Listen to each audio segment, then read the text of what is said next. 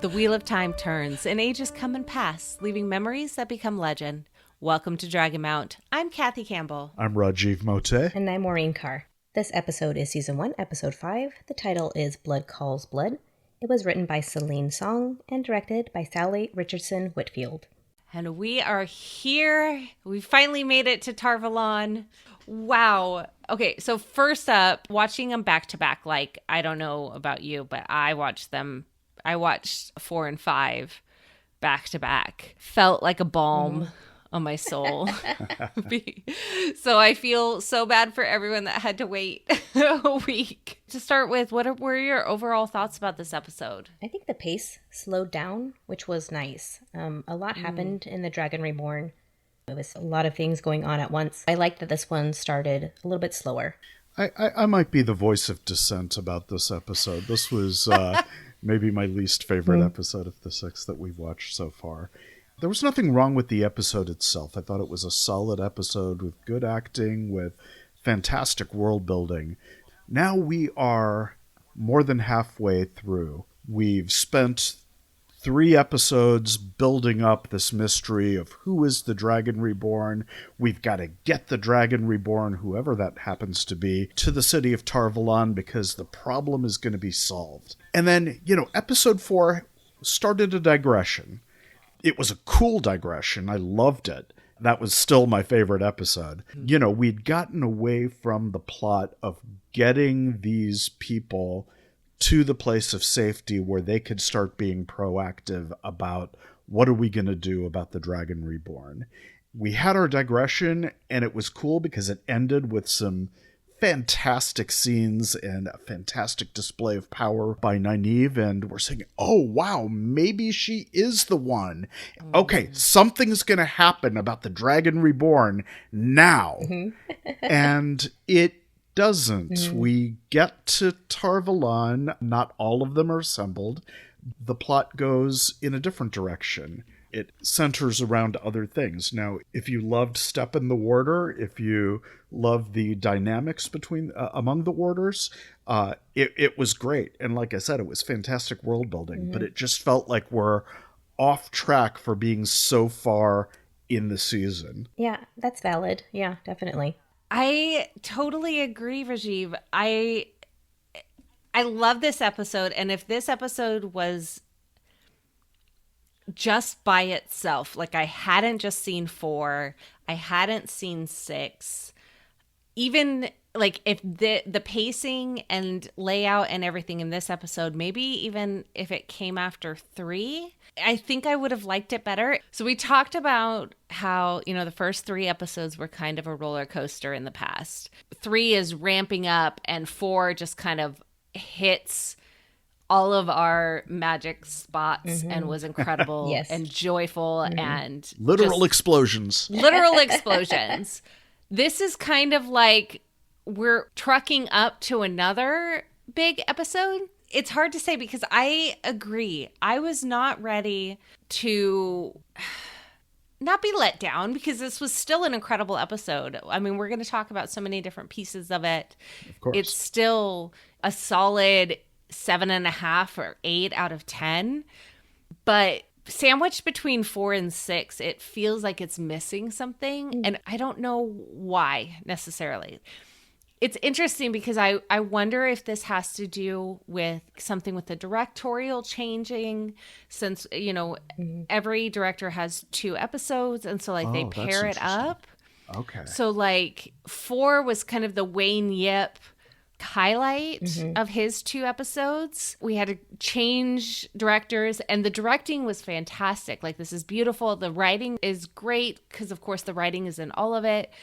I don't know, but that's something to keep in mind, I think, because a lot of times TV shows don't have pairings of episodes. They'll either have one director do a full season, which is a lot of work, or they'll have each one do a single one.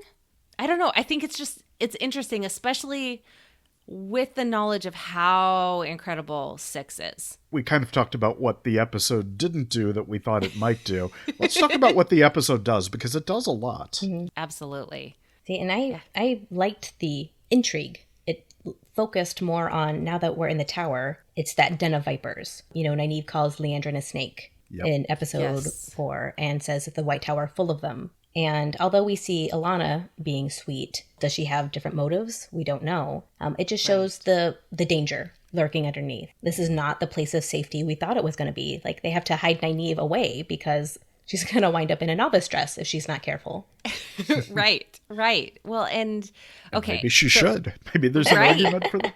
I find it's really interesting to see how deftly the tower was woven in here. In the previous episode, you learn more about who the Aes Sedai are, how they interact with each other. You see a little bit of the division between the different Ajas. I actually had lunch today with a friend who hadn't read the books and was watching the show and was just like, so those people that were all in red, they're different than the people that were all in blue. And then there's the green, like, mad props to having the color themed Aja colors. I think that was really, really smart. As much as people will complain, because of course we love the people that are watching this show, but people are going to complain.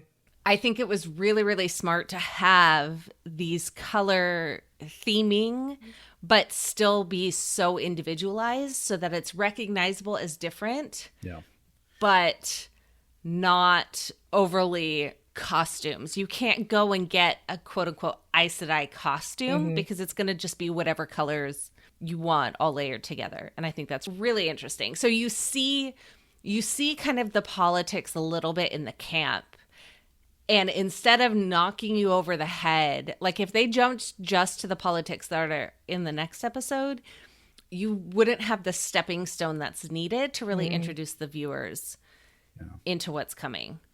Well, there are some interesting politics that are rising to the top here. So I counted 3 sort of big things. One of them is the disposition of Nynaeve. The Tower wants her, obviously. She's a very powerful channeler, and that's something that the White Tower would obviously be interested in. Now, all of the Ajas are starting to say, well, she should join us because of so-and-so. And we started to see that process last episode as well. The other thing, which I think is more central, is Moiraine's not being straight with her sisters. Right. The whole notion of the Dragon Reborn is something she's keeping very close to the vest. She's only really talked about it with Lan and, of course, our Two Rivers folk. She wanted to bring these people to Tarvalon, to the safety of the White Tower, where the sisters can protect them, but the sisters aren't in on it. So what is up with that? And then even more alarming, maybe, is the third thing is Alana is telling Moiraine she's got 2 big enemies in the tower. One is Leandrin. We know that. She's a snake. She's a mean one. But the leader of the Aes Sedai, the Amerlin Seat, apparently Moiraine's on her bad list too. Although, Maureen, you observed something with the closed captioning on in the last episode as Moiraine was muttering as she was before she was healed. Yeah, she said Suan's name out loud, which I didn't catch the first 2 or 3 times I watched it. I didn't see that either. And we don't know what's going to happen. And we don't know the relationship between any of these Aes Sedai other than what we've seen. Good call.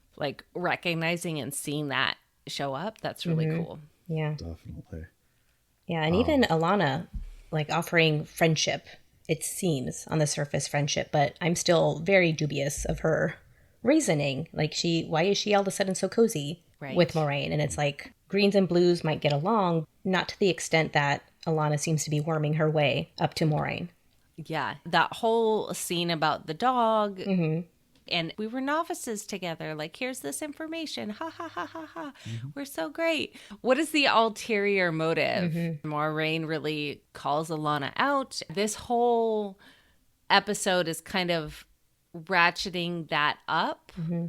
and letting the audience kind of be aware of the overall politics that are in play in the tower. Yeah, and it is stated that Maureen's been away for 2 years. A lot can change in that time, just with the shifting of the different Ajas, who's friends with who, and who's holding power. And we know why she's been gone for the last 2 years, actually, the last 20 years, but nobody else seems to. Yeah, that's really telling. It's really telling. As far as the maneuvering, this is one thing I wanted to get your take on this too. See if you agree with what I think it is. Maureen and Nynaeve are having a conversation, and Lan very wisely just kind of ducks out of the room while they're. She upheld her part of the bargain. Nynaeve upheld her part of the bargain by helping Maureen survive until she could be healed, and now she wants her friends. And Maureen says something very specific. When I've found your friends, I will bring you to them. We know that the truth that you hear may not be the truth that they meant. What happens then is Liandrin comes by, very casually suggests, hey, you might want to take a walk in our nice White Tower garden. And we know later on in the episode that in the garden, she meets Loyal. And Loyal brings Nynaeve to Rand and Matt. Even though Rand and Matt were in the White Tower, and Maureen said she had eyes and ears on all the gates, she apparently didn't tell Nynaeve this. Right. And so I think she's driven a wedge. It didn't take much, but she's driven a little wedge between Nynaeve and Maureen. Yeah. And I can see a lot of wiggle room in that, though, Rajiv. So the quote you said was, once I have your friends, I will bring you to them. And so the plural could be when she has all of them. And as of right now, she does not know where Egwene and Perrin are. She knows where Matt and Rand are. So that's not a complete list of friends. So I can see in Maureen's point of view, it's not the whole set yet. I don't have to do anything until the whole set has been assembled. Yeah. I mean, that's how she gets around. Oh, definitely. Obviously, Nynaeve would not be happy with that interpretation. Right. It's laying down additional concerns and politics and, who's doing what, and all of those layers in play in a way that really showcases what politics are and why it's important that each of these are happening. But we mentioned Loyal, but before we get to Loyal, we probably need to transfer over to Rand and Matt, because their journey has finally ended. They've made it to Tarvalon. Hooray. Yeah, and outside of Tarvalon, Matt's now starting to get violent even towards children. Yeah. Yes. The little boy comes up and he nearly smacks him. That's a marked difference from the Matt we know. Yes, and the way that Rand looks at him says so much. You can just see that Rand knows that something's not right. Also can't necessarily talk to him about it because who knows what's going to happen, and like he'll bite his head off. And so he's just kind of like, okay, let's get to our next spot so that we can figure out what's going on. I mean, this is all happening in the context of what Tom Maryland told Rand about his nephew Owen. Yeah. More suspicion, more snappishness, just becoming a different person. I think one of the things this episode is doing is it's really kind of ratcheting up the suspicions about what's going on with Matt. Yeah, definitely. It's entirely possible that Matt could be the Dragon Reborn. We don't know. And hey, Rand seems to have seen Dragonmount before, that mountain, or maybe it's some other volcano. I don't know. I mean, we'll talk about it more in the book spoilers section, because that was really interesting. They made it into Tarvalon, and holy cow, this city was nothing like I was expecting, and yet exactly perfect. Yes, it was. I mean, the exterior views were just so beautiful. So beautiful. I mean, we've been living with those preview images, but it still kind of took my breath away. Yes. To see it. Yeah, and when we get into the streets and into the market and the vibrancy, of Tar-Valon, it was just breathtaking. So I was reading a nonfiction book by Annalee Newitz called Four Lost Cities. And it's kind of an archaeological look at ancient cities where people no longer live. And one of the cities they described was Pompeii. They described everything at street level was commercial. Drinking halls, bars, little places to eat, vendors and all that. And then the upper levels are more residential, right above all of this commerce. And that's what Tar-Valon reminded me of. It seemed modeled after Pompeii in its height. Next to a volcano? Is that foreshadowing? Oh my God, yeah. I didn't even connect that. Oh my gosh. Headcanon accepted. One thing that stood out to me, Rand takes them to an inn that Thom told him about, that he has a friend who's the innkeeper. As Rand and Matt enter the inn, we hear the whistling again. Yeah. And so there's Pat and Fane. He just is popping up in all these places, and it's just so bizarre. Thom gave this speech about keeping Matt away from those women. And then, oh, by the way, I know a guy who has an inn in Tar-Valon. You should go there.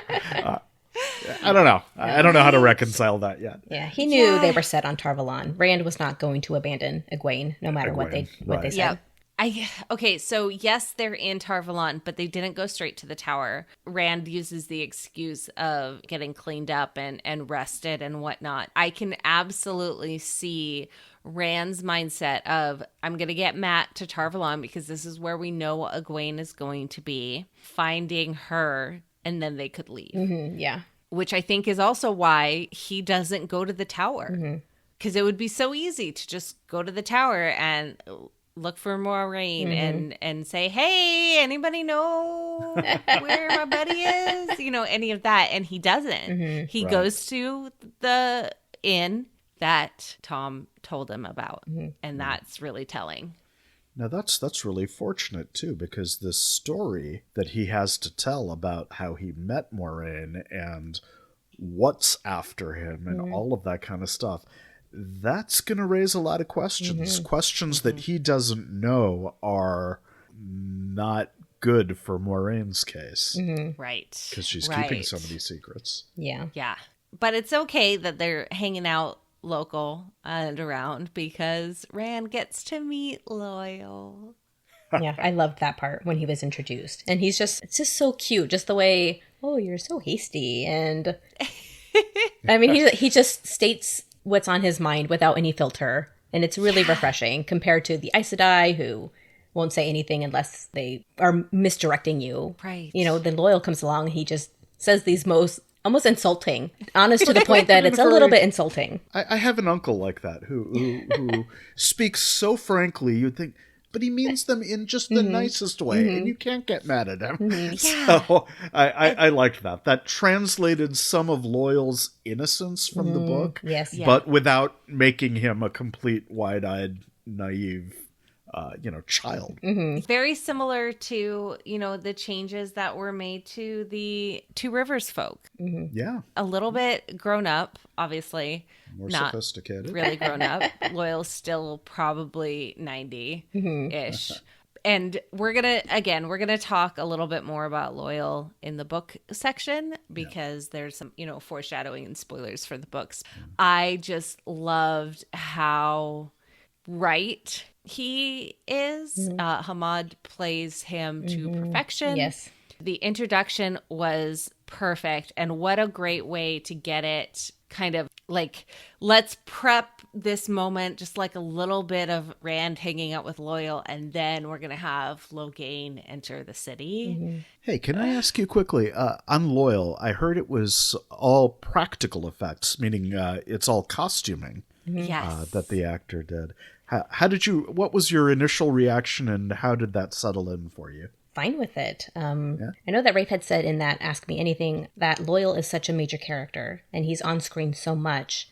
And so to invest the special effects for him would mean he would be in less scenes. And I would much rather him be in as many scenes as possible, not look like an ogier with the, rounded ears or the tufts in his ears or That's all superficial. Like, they kept the core of the character. Yeah, I felt the same way. At first, it was really surprising and like shocking, but from that initial moment of seeing it, and we've seen this reaction online, but as soon as he starts talking, I didn't care.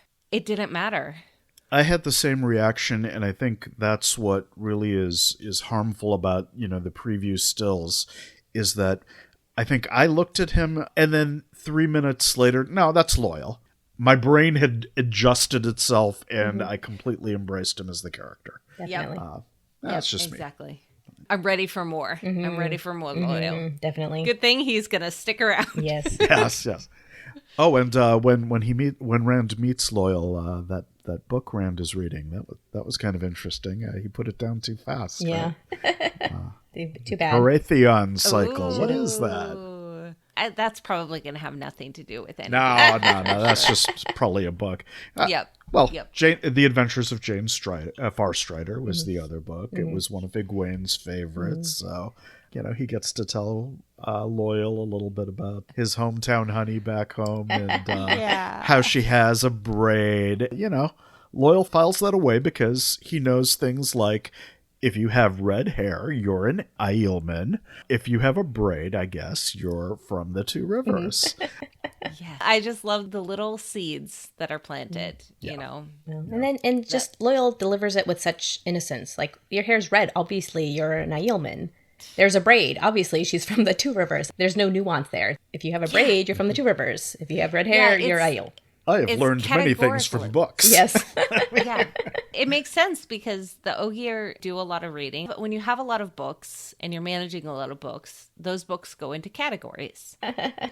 So it makes sense that the creatures that he meets also go into categories. Well, in cognitive psychology, especially in child development, that's one of the things that's a common phenomenon with children is they overgeneralize their categories and they slowly refine their categories. So that's what Loyal's doing. He's basically a child when it comes to the outside world. Oh, I love him so much. He's so fantastic. And then they go to the window. Yeah. Yes. Let's see this parade. Da, da, da, da, and then the Loyal's like, wait for me. Let me gather my things. Rand's like, I'll meet you there. Love the connection that Logain made with Matt and Rand. What could that mean? Who knows? Do you think that was real?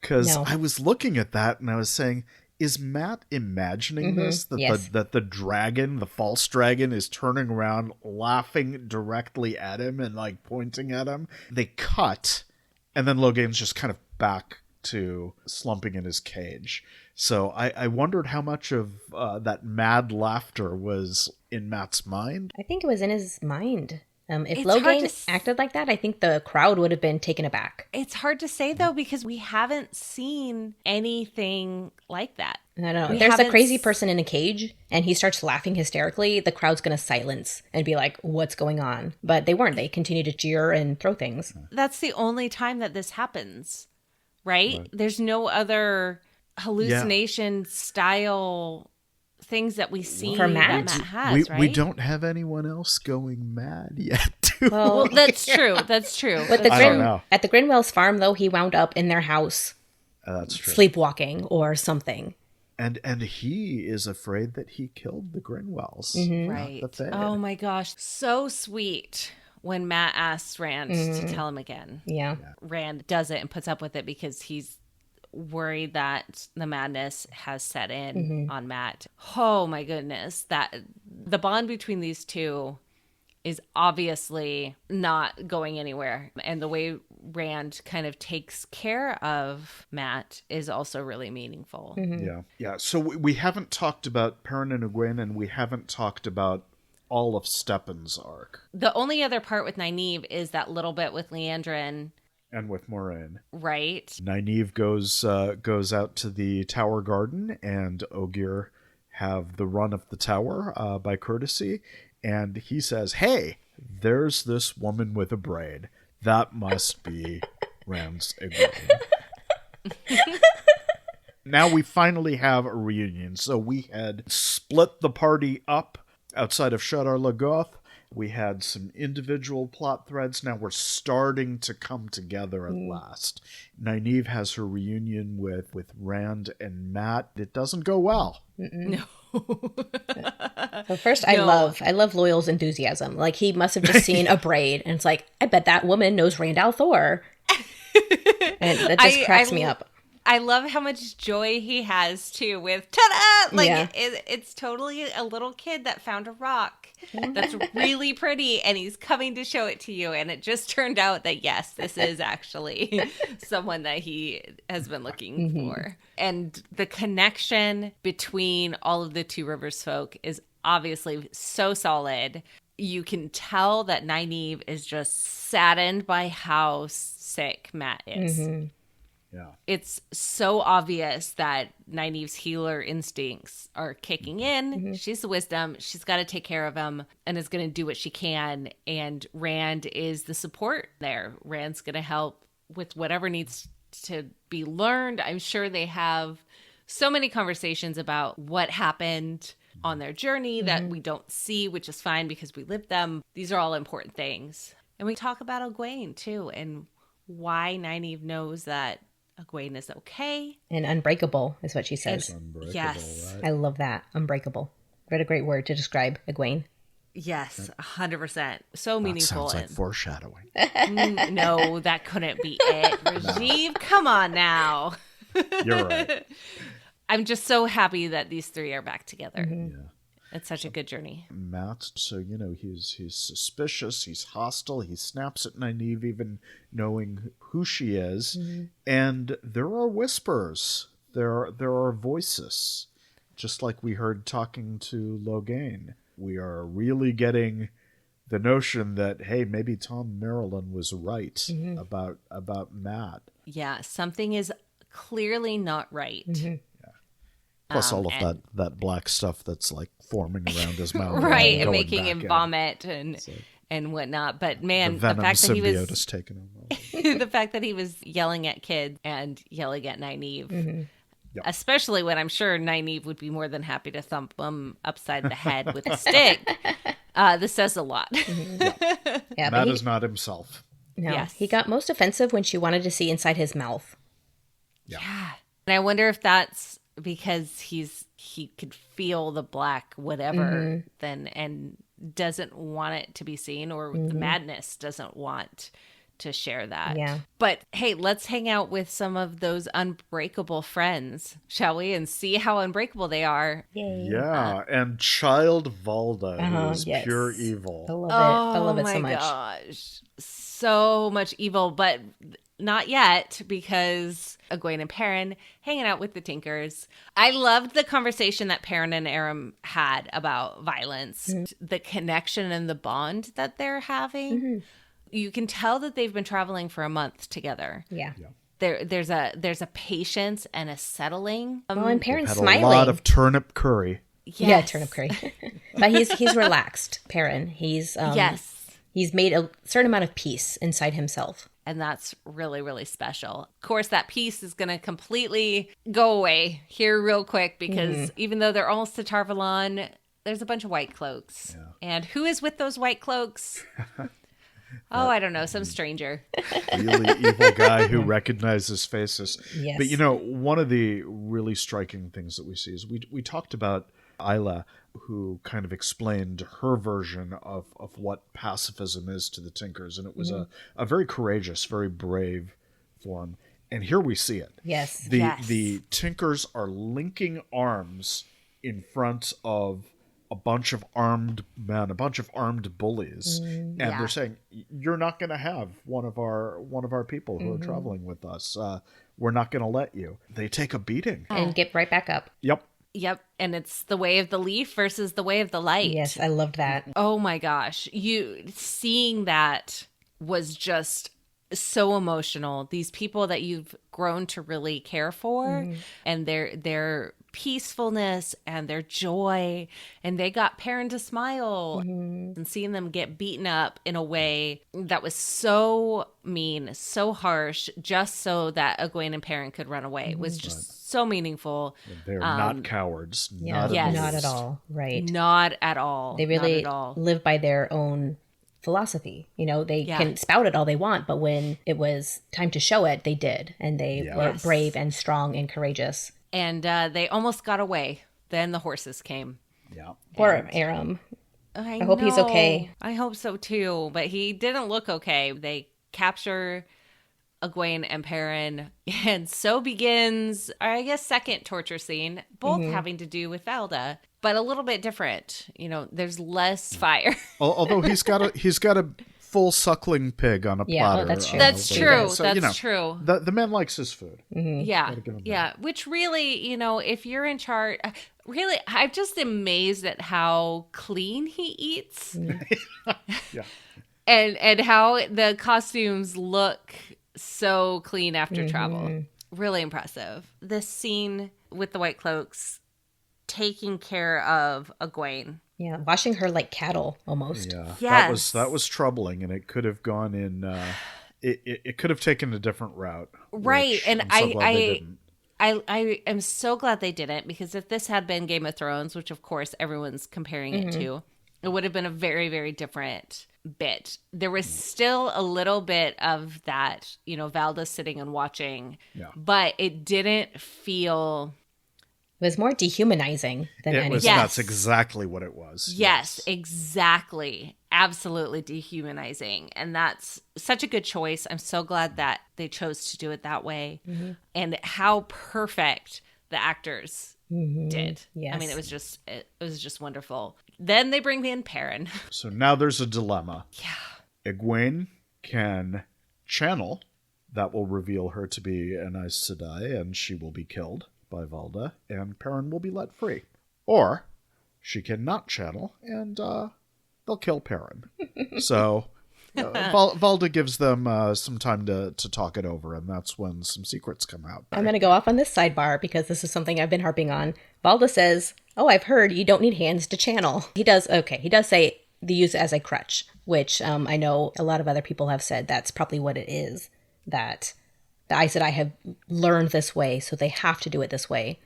But I can also see that you don't need hands to channel. The Aes Sedai don't need their hands to channel. If they're in a life-threatening situation, they're going to find a way to channel, which makes me think they've drugged the Aes Sedai while they burn them at the stake. And it also means that cutting off the hands, you don't really have to do it. Oh, yeah, it's just extra cruel. It's fun. Yeah. Yeah. That brutality. I mean, every channeling that we have seen by trained Aes Sedai has been highly complex hand movements. Yeah. It's been weaving. It's been the metaphor of weaving. They're weaving the one power. Yes. We have seen Logain, very minimal hand movements. That's true. That is a good point. That, and of course, Nynaeve had no hand movements at all, but she's very much an outlier with the emotion type of channeling that happened. And Such a good observation, though. These are self-taught channelers, basically, versus tower-taught channelers. Exactly. And with the number of rings that Valda has around his waist, we know that he has done a lot of studying of Aes Sedai. And so I bet he has done a large number of experiments where he was able to get Aes Sedai to channel without using their hands. Well, Egwene's hands are bound to the chair during that time, so... Yeah. But wow, yeah. What a villain. It makes sense because you have this person traveling with a group of people that he saw and remembered their faces, and now they're in Tar-Valon and they're separated or heading to Tar-Valon and not with their group. It makes me wonder what made him think that she could channel other than just generic heading to Tar-Valon. Yeah, I think it's any women. I bet you he would have been a woman done the same. and a big fighting man. Yeah. I guess that's true. He does say that he thinks Perrin's her warder. That's a good point. point. But does he not understand, like, women this young aren't Aes Sedai? I don't think he cares. And that even if they aren't actually Aes Sedai, that she could still channel, which is why she's heading to the tower. Yeah, well, I think that he does know something about the age and sees her as someone who's aspiring to become Aes Sedai. That's why he was so cavalier about, go ahead and channel at me.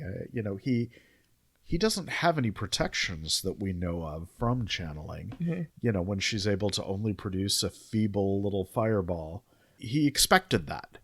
Right. He was not surprised that was the outcome.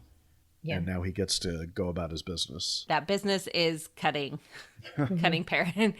Deep cutting. But then he leaves them after giving the ultimatum. And in that time, we see Perrin finally gets to admit what happened. Yeah. And gets that burden of the secret. It sucks that this is how that had to happen. But it's really meaningful. I'm glad that he was able to talk about it with someone that he trusted. Yeah. And right when he does, when he says, my own hands, my own axe, I killed her, the wolves start to howl. I'm sure that doesn't mean anything. No, of course not. No. Yeah, and I love how Egwene is like, Perrin, it's not your fault. And he's like, yes, it is. And she still wants to soothe him and let him know it was an accident and like he didn't maliciously murder his wife, and wants to heal him as much as she can.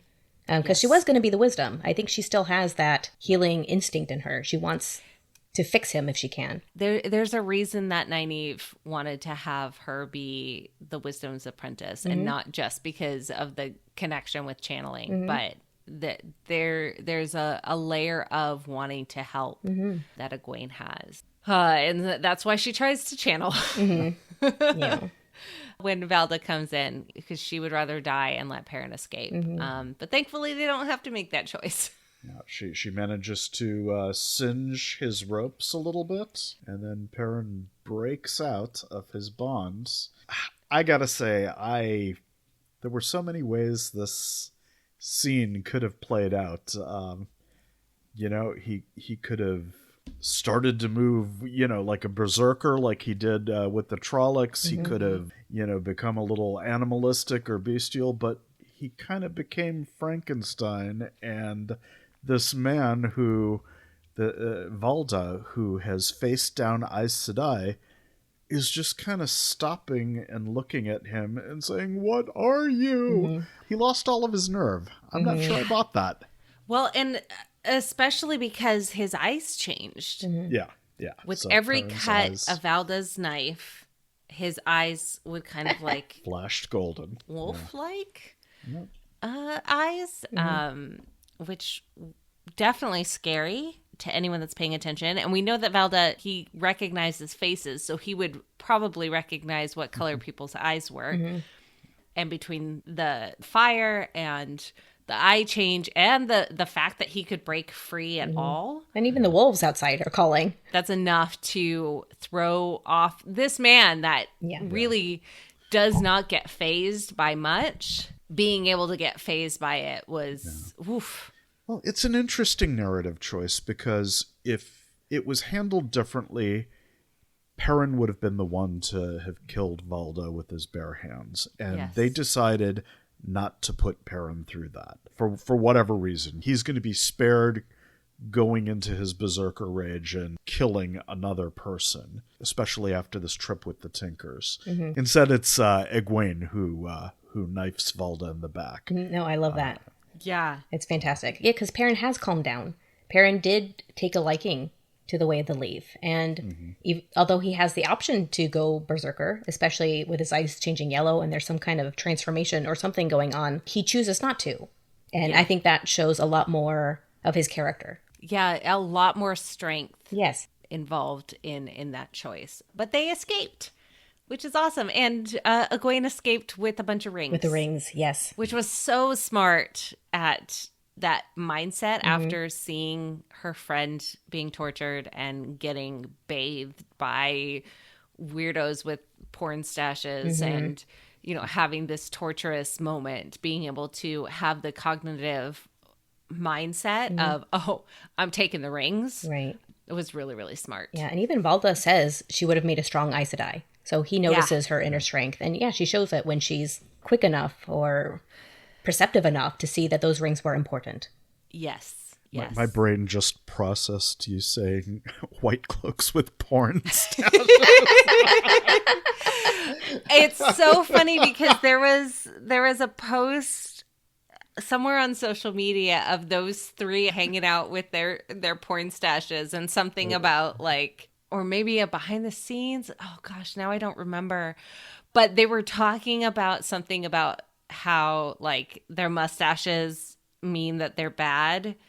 Like they're the bad guys because they have these mustaches, and it's just it's so funny. It was hilarious. I just love the behind the scenes stuff and the interactions that I've had with the cast and the crew and stuff just shows how much fun they're having. And I love that. I love that for us as an audience because you can feel it come through on film, but I also love it for them because they have a good experience and they want to hang out and they want to stick around and they want more seasons. So give us all of the seasons, Amazon. Yes, please. Everyone's having a good time. Well, maybe not Steppen. Aww. Oh, what a transition. Yeah, there. yikes. The sad tale of Steppen. I'm sorry, Yeah. but it's true. Can we talk a little bit first about how the Aes Sedai are talking about him? I mean, Alana is planning to bond him. Well, even before that, can we talk about the funeral rite? Yeah. What an incredible way to start the episode with Alana singing. Oh, the beginning one, yeah. Yeah, the very like emotional tribute and Steppen carrying his Aes Sedai in his arms to lay down into the hole with everyone else being buried. You know, the king of Geldian is being buried too. Like all of these emotions. You have all of the Aes Sedai with their candles and the connection between Lan and Steppen as well. And that moment between Lan and Maureen when they're wrapping it up, you can just feel the emotions in this 10 minutes. It's poignant. And you've got the Wheel of Graves, the Wheel of Time laying out there. Beautifully placed. So well done. Yeah. It was a good start to the episode. Yeah. Because again, just that ending of 4 was just so explosive. Yeah. And like now you have this sad, solemn, slow start. And I do love aftermath of Logain, and you know, by showing the face of the king of Gelden, a nation has been destroyed by this. Yeah. I love that Moraine uses the phrase, the last embrace of the mother, welcome you home. That just grounds the ceremony and makes it so within the world that they have these different rituals than we have and these different burial traditions. I cannot wait. Stay tuned for a future episode where all we're going to talk about are the rituals in this show because I am so here for all of that. But I'm not going to get into that now because I will just talk about that for another hour. We're not quite there yet. The 1 month later and then the boots on Karene's horse being backwards. That fallen in battle for the Captain General of the Green Aja. Just like that, I don't know why, but that hit me emotionally more than the other parts. There's something about Steppen having to spend this time with her horse, with her boots, Right. and that long mourning period. With the ring around his neck, on a chain around his neck. And we later learn he's just holding it together at this point. He's in a bad way, but he's holding it together so he can return the ring. He's got a mission. Yes. He's got it exactly. He has his mission, and I know, you know, there's a great bit with Lan and Moraine talking about that. They're worried about how Nynaeve is going to do in the tower, but also how Steppen is going to do. Both of these people they really care about. It's been a long month. I can just imagine how much tension is in this group of people and the stress and the pressure of making it to Tarvalon with both of these highly stressed people. That could not have been an easy month for Nynaeve. Well, and she withdrew on herself. Lan says she barely spoke to him. She got scared of her use of the power and how she showed her cards of how much she cares for Lan. She revealed it all. Right. So it makes sense. She hasn't come to terms with it. So she's withdrawn and she focused, hyper-focused on Stepan. Here's this little lamb that's wounded and I'm going to take care of him and that's going to be my focus. Yep, exactly. But they make it to the tower and put Nynaeve with the warders. Mm-hmm. Because, those tower politics will eat you alive. Just for the logistics, when Nynaeve does see Liandrin out in the hallway and they're looking at the statues of the warders, Liandrin makes a comment that they're guarding the way to the hall. So why would the warders' quarters be right next to the hall of the tower? It seems like an odd place for them. All the sweaty warders right next to where they're... I don't know if they were, because when later in the episode, when Lana's running back to that hall... He's going down a flight of stairs. Oh, you're right. He does. Yeah. But Liandrin says they guard the way to the hall. Well, I wonder, it's on the way to the hall. So I'm guessing, I can't wait for the walkthrough of, the tower and the Lego recreation so we can get, the mapping properly. But I'm wondering if, so you have the Aes Sedai quarters and the novice quarters, the accepted quarters, all of that. And then maybe the hall of the tower is in the internal area, but there's only one hallway to get to it maybe. But the stairs lead to the warders section. It's still the hallway to get there, but the warders' quarters are further away. Upstairs. I think the statues are not in the warders' quarters. The statues are guarding the entrance to the hall of the tower. Yeah, these are the warders that are guarding, not the actual warder, living human warders. Okay, that makes more sense. We know it's centrally located because we get in the preview images the aerial view of the hall of the tower. And, there's several stories, so it's probably right in the middle of the tower with the atrium. But I can't wait to see a map. Yes. Yeah, and I hope the Lego set include the statue of the warder that looks exactly like Lenin, because that was kind of cool. Yes. Well, and then we have Stepan getting ready for the funeral. Stepan is all in white. Everyone's all in white, and the warders that have traveled with him are all there. To support him. This moment with the warders was even better and worse, that connection around the fire. It translated into this and how important the warders community is amongst themselves, regardless of their connection with the Aes Sedai. The bonds with the warders are also really powerful.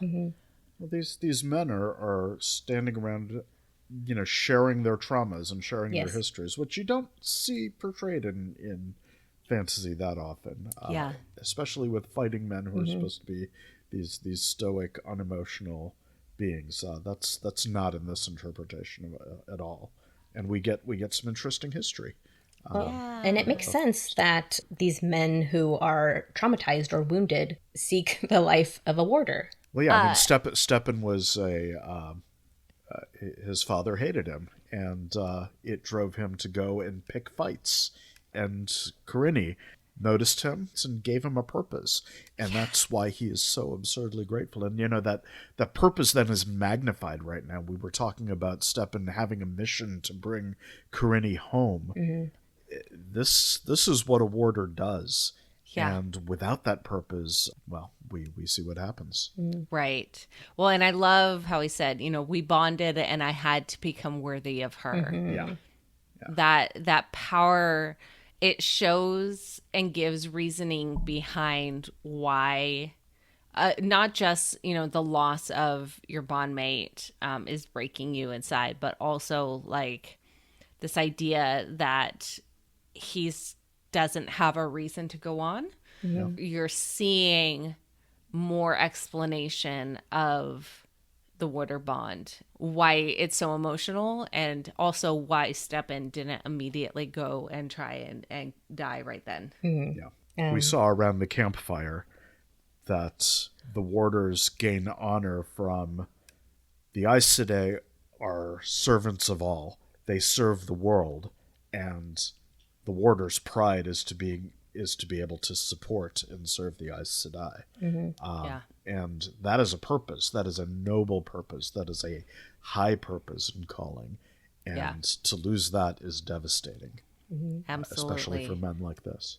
Yeah. Yeah. I also really loved the whole ritual of Steppen taking the ring and melting it back into the constant, bubbling, heated, molten fire, basically, with really not super great visual effects. Oh, I didn't notice.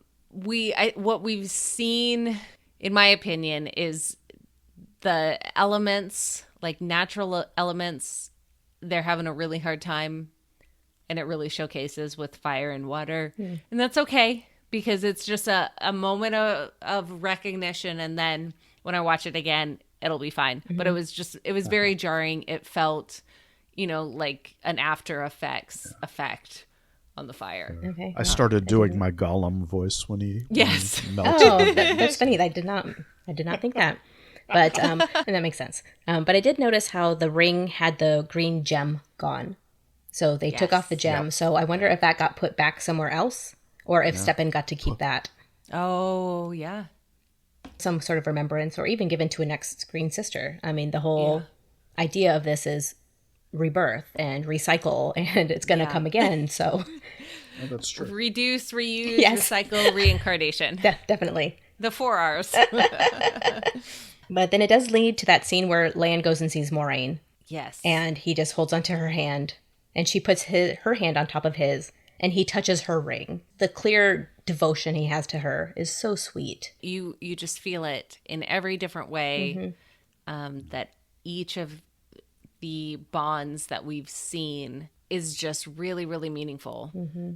Yeah, and when I think about it from a storytelling perspective, the reason we spent so much time on Steppen is to reinforce just what this warder bond is, and that there are some real interdependent stakes associated with that bond. We knew Steppen for a couple of episodes. We knew Karini for a couple of episodes.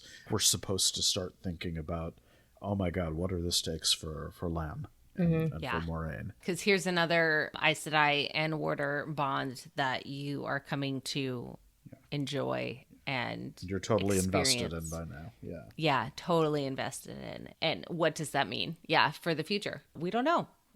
But it helps the viewer to recognize and acknowledge what's going on. There are 2 elements of the warder bond that we're informed about.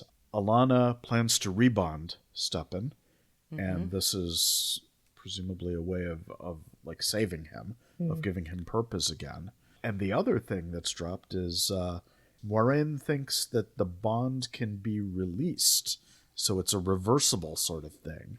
Both of those items raised hairs on my neck just because that sounds like foreshadowing to me. What are the consequences of this knowledge when it comes to, the characters that we have been following? Yeah. And Alana is so quick to tell Moraine no. Like, that's not a kindness to release the bond. Because Moraine's thinking about it out of a place of kindness. Like, wouldn't it be better if he doesn't have that pain? And Alana, and Steppen even says, the pain's all I have. And Alana sees it too. But then, of course, she's a green. And I think the greens have a different worldview than some of the other Ajahs. Well, Moraine is also... she's got to be aware of what's going on with Nynaeve and what's going on with Lan. She can feel his feelings. So we know that at least with the Greens or with Alana, the warder relationship can also be a romantic relationship or a sexual relationship. But what happens when another woman comes into the equation? How do you preserve that bond that is the most intimate thing in the world? I did like how Alana, after talking with Moraine, is basically like, one day you will have to trust someone with your secrets. That was just really meaningful in this whole relationship and interactions. Before the last scene, Steppen goes in to Nynaeve because is ready for some sleeping potion, draft, herbs. wants help sleeping, but not to have the pain removed, because that pain is the only thing he has left of her. So heartbreaking. So heartbreaking. And the connection that Nynaeve has, because she also has had death in her life, that's so meaningful and poignant of, the pain will never go away. Oof. We find out why Stepan wanted that draft. Although before we figure out how he uses it, there's another ritual that takes place. Warding off the Forsaken. And Maureen, you did some slow-mo on that. You counted the little statues. I did. I was really obsessed with these Forsaken statues. And I want to make them out of clay because I need these Forsaken statues. So there were 8 total. It looks like 4 are men and 4 are women. Well, I'm sure go deeper into it in the book section, but although he does call out Ishamael. Mm-hmm. And that is a name we've heard from Dana. Was her name?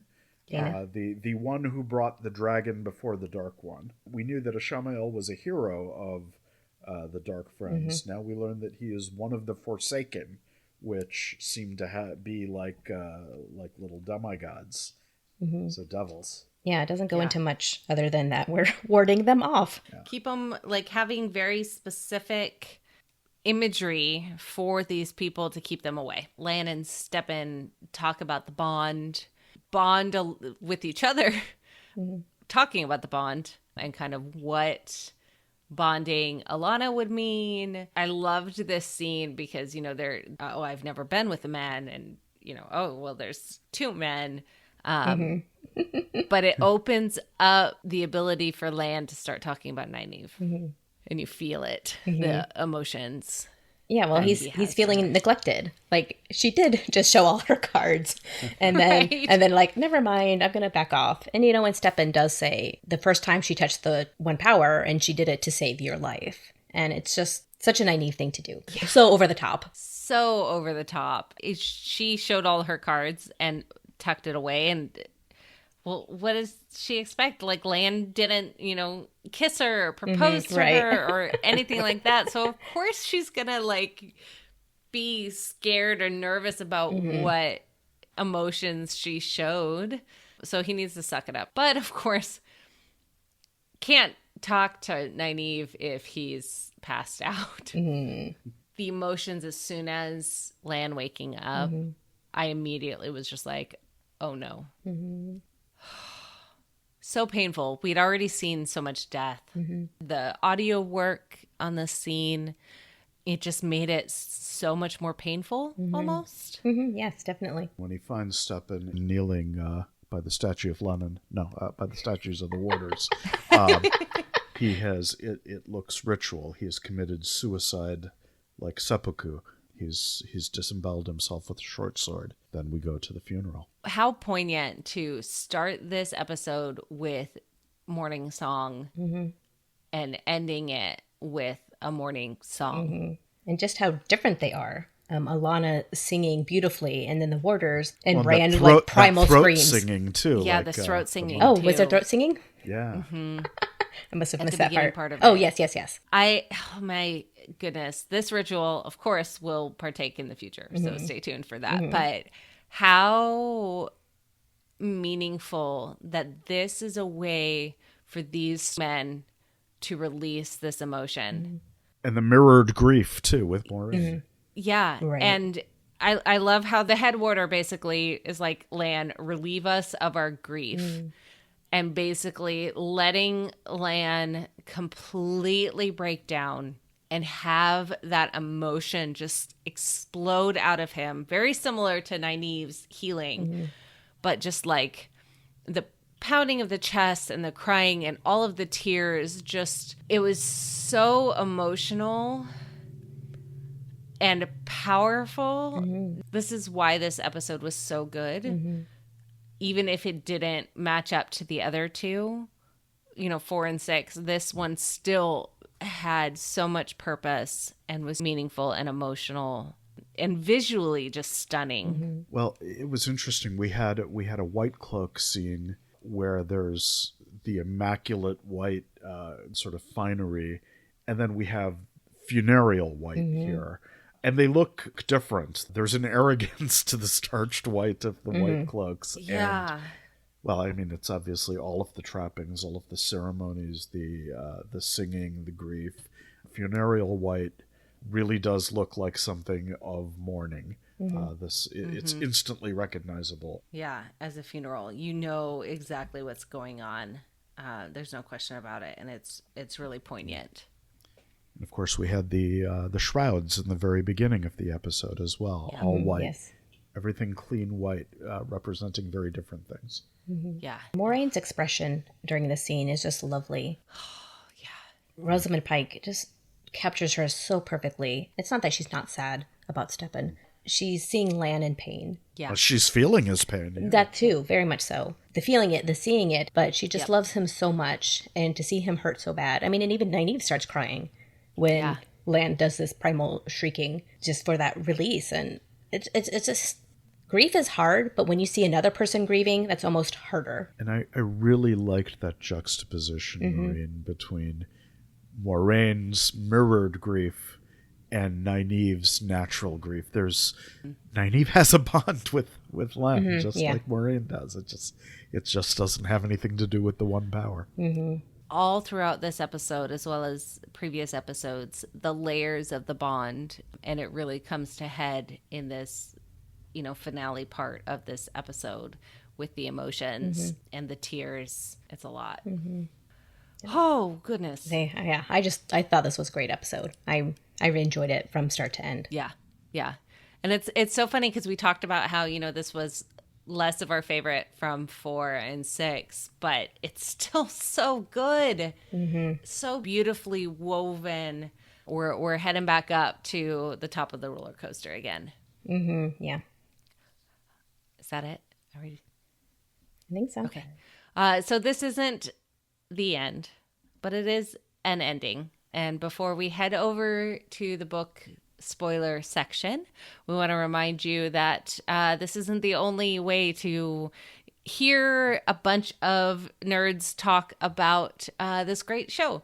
If you go to dragonmount.com, you will find articles with a basic review of this episode, as well as a fully complex breakdown of everything that happens on the blog and website. You can also head over to our YouTube channel, where we will have our 5 hot takes from this show, from this episode in particular.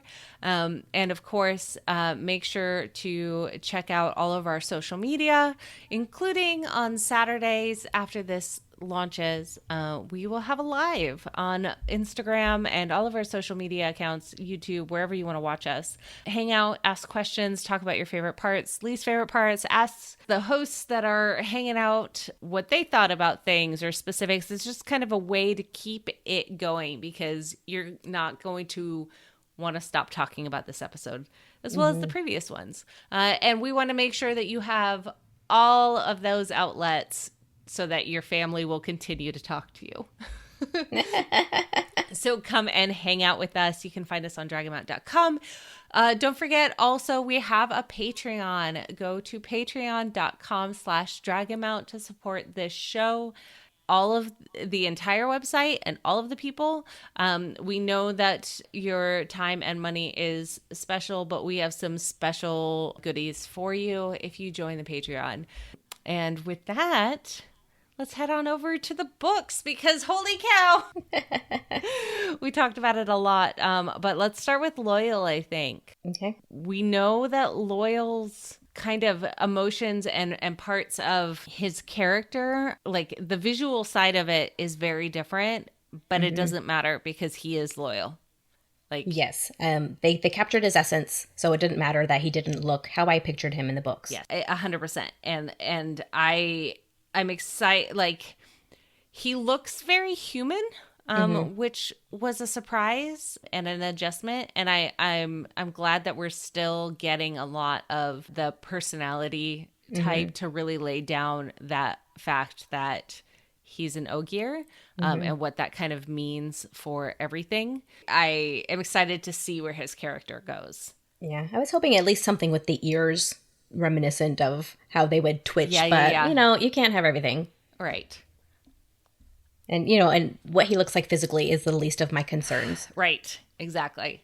The Creathon cycle. So Yes. I think was that one of Loyal's books, or was that one of the books from the library? That was the book that Rand was reading right before he saw Loyal.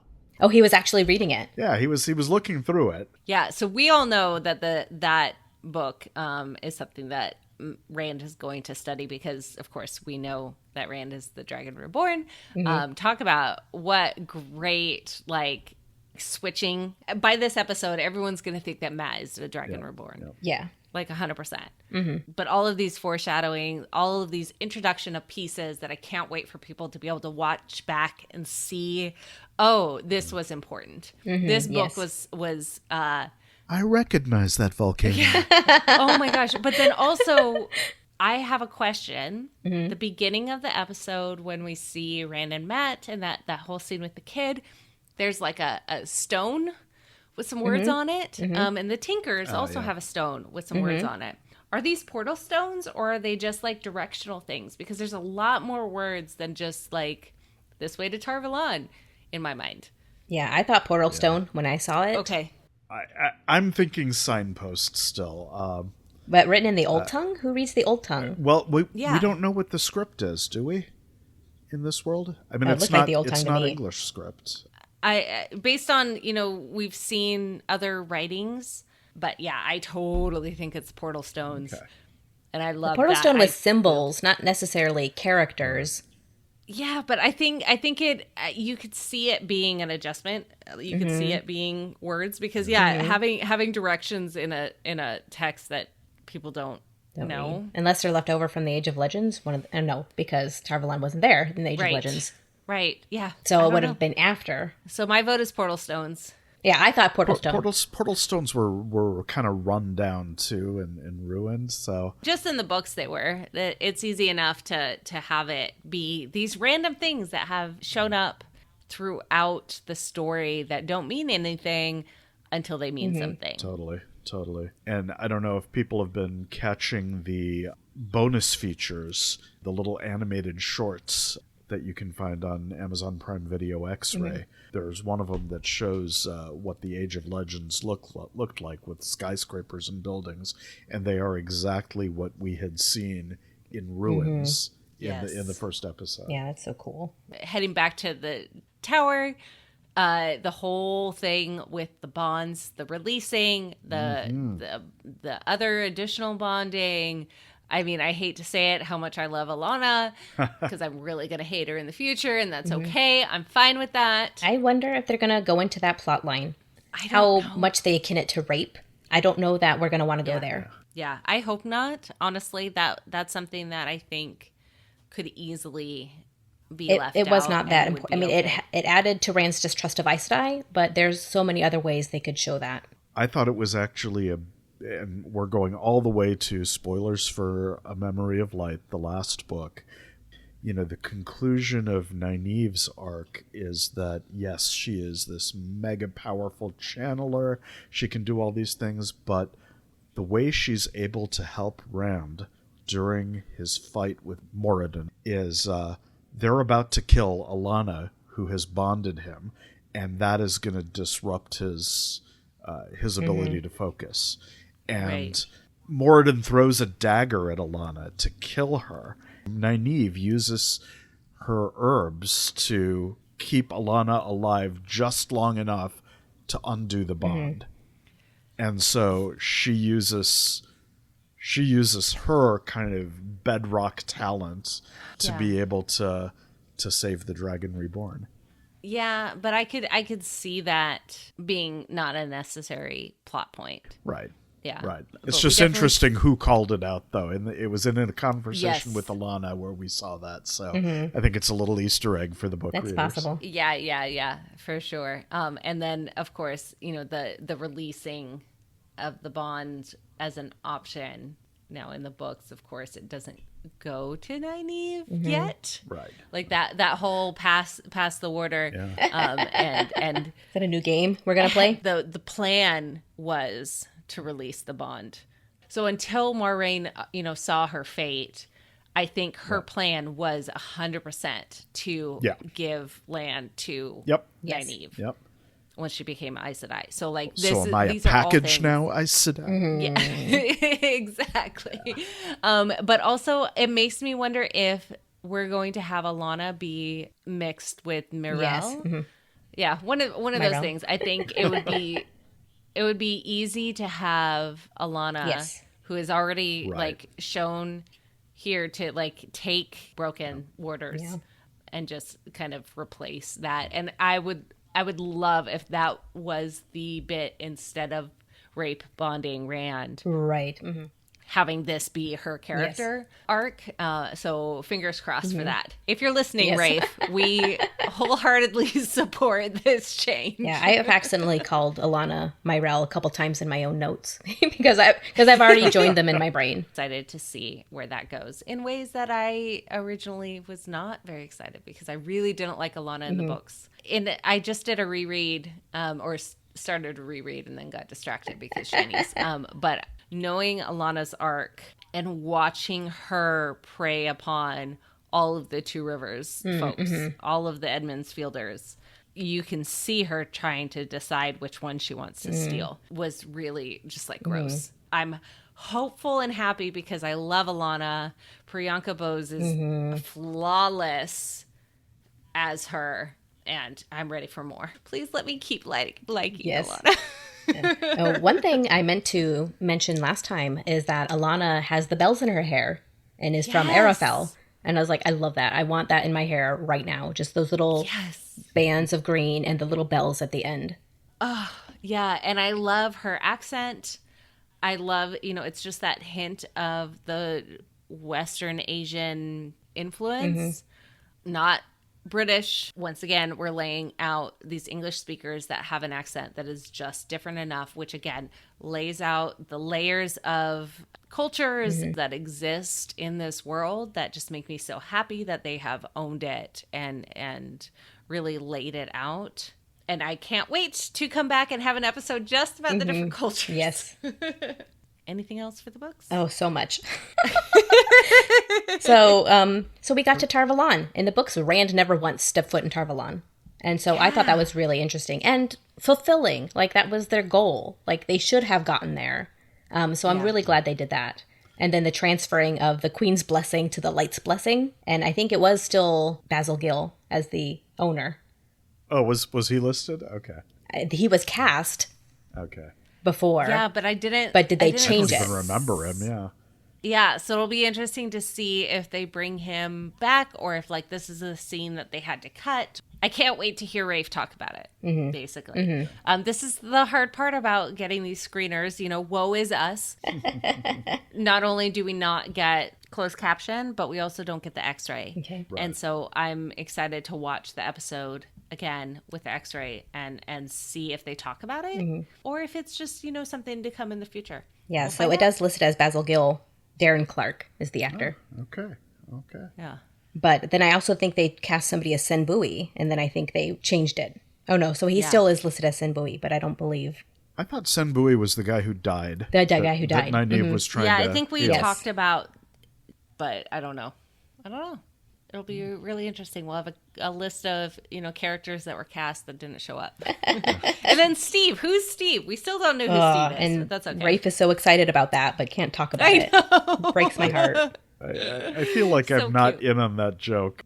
So there was when all of the casting announcements were coming out, there was a rumor of 3 people that were cast. One of them was named as the character of Steve. Yeah, I figured that was just Balsamon, but... Yeah, that's what I was thinking too. Yeah. That makes the most sense. But speaking of Balsamon, let's talk about those 8 Forsaken. Oh my gosh, yes. Oh my gosh, yes. There's only 8. Now, I am putting this out here now. Yeah, you've made a bet. You've made a wager, haven't you? I have made a bet with Jason Denzel, who is the founder of Dragonmount. Jason thinks that there's going to be all 13. I think that they're going to not have 13 because that's a lot. And there's, Maureen, you can name them all. I did. But I would have a hard time sitting and trying to name them all. It's kind of like the Seven Dwarfs. Oh my gosh, yeah. As I was watching this scene, and I was like, okay, they name Ishamael, and then they pan to the next one. Yeah. And it's like, okay, well, that one is kind of buxom. It must be Grendel. And then they go to one that's a little bit shorter. So my first thought was Samael. But then there's one that's even shorter. So I think that other one is Samael. So I'm not sure who that first short guy was. And then Asmodean is holding a guitar, which made my heart beat fast when I noticed that. I was like, that's fantastic. And then a lady with long hair, which might be Lanfear. Then that short guy, and then two other girls. So after I did that, then I was like, well, what are the other Forsaken names? And I seriously took like 5 or 6 minutes and wrote them all down. And I was like going through them in my brain, like, well, we got... Ishamael, and where they come in the books. Yeah, no, I went to Dragonmount.com and I went to find you're so smart. The list of the Forsaken. But yeah, I think it would be so easy to keep the 8. Yeah. I mean, you can conflate Belal, Demon Dread, and Samael pretty easily if you wanted to. Yeah. Oh, yes. Really, there's 8 that are meaningful, that have stories past, the first couple books. I mean, you need Lanfear, you need Asmodean. You need Damodred. I want him. So he was my favorite of them. Yeah, all. I think they'll include him. And of course, Ishamael. We got to have Ishmael. Probably Anganor. Moghedien's forgettable, probably. I don't know. Her whole battle with Nynaeve is pretty big. Oh, that's true. Yeah. Although, I mean, you could probably put another female Forsaken. That's true. You could and do that. Yeah. And then Simorog's the one that's with the Shanchan, right? Right. Yeah. Right. Yeah. So Masana, she can be left out. Balthamel can be left out. Belal can be left out. Like, we barely even remember their names. Right. In fact, what do you think? Meetings at the Eye, are we going to see 2 Forsaken? Or 3 Forsaken? No. Or just I don't one? think so. Yeah. I don't know if we'll see any. Well, I have to think that Balsamon will show up. Yeah, and I could see, thinking that he's killed him. Mm-hmm. And that he's not actually killed. Like, that would be an easy way to end the season. Yep. And then, surprise, he's back. I mean, I've been reading these books for 20 years, and I still forget that there are 2 Forsaken at the Eye of the World. I've read the first book. I have probably 15 to 20 times, and I still am always like, oh yeah, there's 2 old crusty men hanging out. Oh, because Balthamel dies so fast. And the creator shows up, we think. Right. Yeah. Possible. So it would be so easy to just refresh that scene. So yes, stay tuned for the end of the season. We don't know yet when this bet will end necessarily.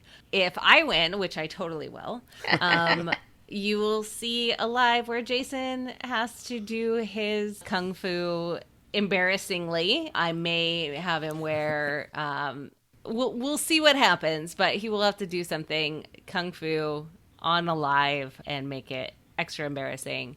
And of course, I'm going to win, so you don't need to know what my embarrassing thing will be. At some point, that will happen. So, Rafe, feel free to tell me that there are not 13 Forsaken so we can get this out of the way. Yeah, let's just handle it right now. And Thom is going to be the judge. He's going to be the arbiter. Yeah, but this definitely, the whole scene with the little statues, there's no reason that they would only be 8. Right. If there are, in fact, 13. I agree with you, Kathy. Yeah, good. Good. We're on this side. The side of the right. Yes, Team Kathy. Woo! I'll be your cheerleader. Perfection. And so let me cheerlead everyone listening to this. We love you, and we hope you are enjoying the show as much as we are and are talking about it. We're happy that you're here. And Maureen and Rajiv, I'm so happy you're here too. Likewise. Likewise. This is an end, not the end. I'm Kathy. I'm Rajiv. And I'm Maureen. Have a great day.